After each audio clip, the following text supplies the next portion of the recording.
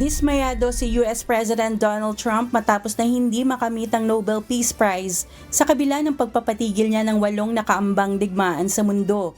Bunsod nito planong itinulak ng pamahalaan ni Trump na magkaroon ng kumpleto at ganap na kontrol sa Greenland. Ayon kay Trump, kailangan ito ng Estados Unidos para sa seguridad ng bansa. Ang Greenland ay isang magandang lokasyon para paglagyan ng early warning system kung sakaling may mga nakaambang missile attacks at sa pagmonitor ng mga sasakyang dagat sa rehiyon. Makailang ulit na rin sinabi ni Trump na gusto nitong bilhin ang Greenland at handa nitong gamitin ang sandatahang lakas ng bansa laban sa mga miyembro ng NATO.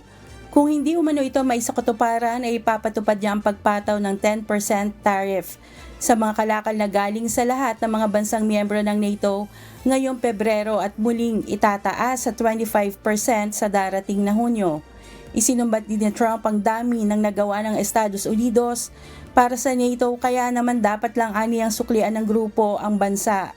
Hindi lihim na nais ni Pangulong Trump na makatanggap ng Nobel Peace Prize dahil sa napatigil nitong 8 digmaan. Nilinaw naman ni Norway Prime Minister Jonas Gahr Store, isang independent committee at hindi ang pamahalaan ng Norway ang nagdedesisyon sa kung sino ang gagawaran ng Nobel Peace Prize. October 10, 2025, iginawad kay Maria Corina Machado, isang Venezuelan opposition leader, ang Nobel Peace Prize. Kat Carriedo, humahataw sa balita ngayon.